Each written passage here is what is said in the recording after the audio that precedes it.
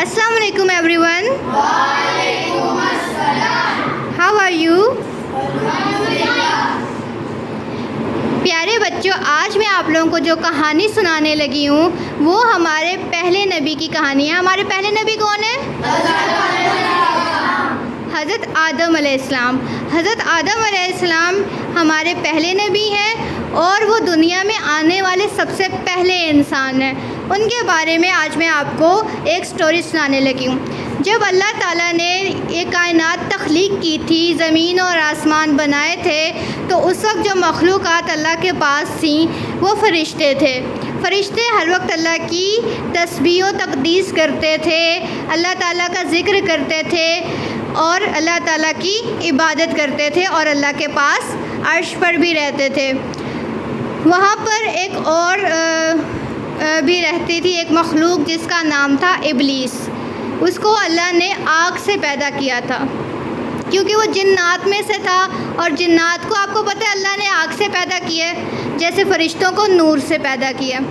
تب اللہ نے مٹی سے خمیر اٹھایا اور حضرت آدم علیہ السلام کو مٹی سے بنایا.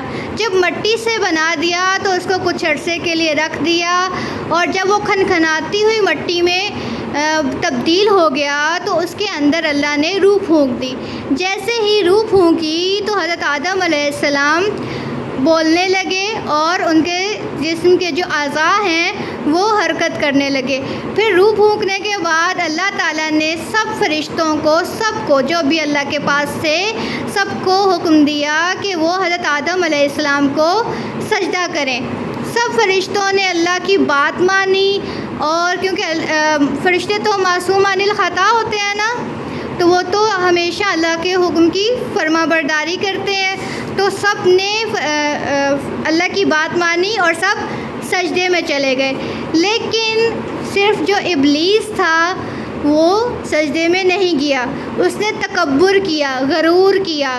اس نے کہا کہ میں تو آگ سے بنا ہوا ہوں، یہ مٹی سے بنا ہوا ہے، تو پھر میں مٹی سے بنے ہوئے کو کیوں سجدہ کروں جبکہ میں اس سے افضل ہوں. یہ اس نے تکبر کیا اور یہ غرور کیا. جب اس نے اپنے آپ کو بڑا اور برتر سمجھا، جب اس نے، تو اللہ کو اس کی یہ بڑائی کرنا اور یہ غرور اور تکبر کرنا سخت ناپسند آیا، اور اللہ تعالیٰ نے اس کو وہ شیطان ہے، اور اس کو اللہ نے عرش سے نکال دیا اور وہاں سے کہا کہ اب وہ رہتی دنیا تک جو ہے وہ اللہ تعالیٰ کے نظر میں اس کا نافرمان ہے، اور اللہ اس کی عبادت کو بھی، عبادت کے لیے اللہ نے کیا کیا کہ اس نے جو عبادت کی تھی اتنے سال، اس کا اجر مانگا اس شیطان نے اللہ سے.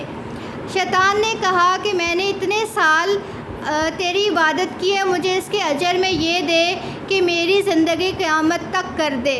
تو اللہ نے اس کی یہ بات مان لی، اور اللہ نے کہا کہ یہ آدم جو ہے جس کو تو نے بنایا ہے اور جس کے سجدے کی وجہ سے مجھے جو ہے دھتکارا ہے، تو میں رہتی دنیا تک اب اس سے دشمنی نبھاؤں گا، اور اس کی جتنی بھی آل ہوگی، جتنے بھی آدم کی اولاد ہوگی، ان سب کو میں بھٹکاتا رہوں گا، مگر یہ کہ تیرے زاہد اور عبادت گزار بندوں کو نہیں بھٹکا سکوں گا.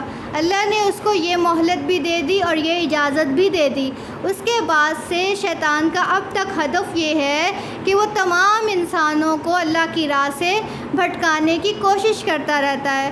جب حضرت آدم علیہ السلام میں روح پھونک دی گئی تو انہیں جنت میں بھیج دیا گیا. انہیں زمین کے لیے پیدا کیا گیا تھا، مگر انہیں فی الحال کے لیے جنت میں بھیجا گیا.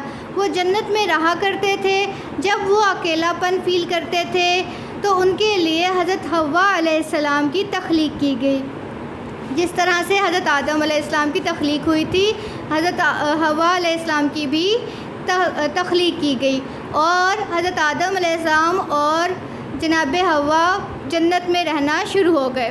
جب وہ جنت میں رہتے تھے تو جنت میں انہیں ہر جگہ جانے اور ہر پھل کھانے کی اجازت تھی.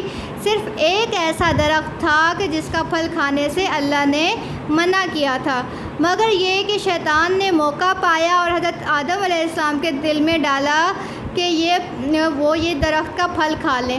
اس وقت کے لیے حضرت آدم علیہ السلام نے جان بوجھ کر کوئی گناہ یا غلطی نہیں کی تھی، کیونکہ وہ تو نبی تھے، لیکن یہ تھا کہ اس وقت کے لیے حضرت آدم علیہ السلام یہ بھول گئے تھے کہ ان کو اللہ نے منع کیا ہے، اور انہوں نے شیطان کے بہکاوے میں آ کر وہ پھل کھا لیا۔ اس پھل کھانے سے یہ ہوا کہ وہ جنتی لباس ان کے جسم سے غائب ہو گیا، تو انہوں نے پتوں سے اپنے جسم کو ڈھانپنا شروع کیا، پتوں سے انہوں نے اپنا لباس بنایا۔ اس کے بعد اللہ نے انہیں کہا کہ اب وہ زمین پر جانے کے لیے تیار ہو گئے ہیں۔ حضرت آدم علیہ السلام نے توبہ بھی کی تھی جو ان کی قبول کر لی گئی، اور اس کے بعد حضرت آدم علیہ السلام کو اور جناب حوا کو زمین پر بھیج دیا گیا۔ جب ان دونوں کو زمین پر بھیجا گیا تو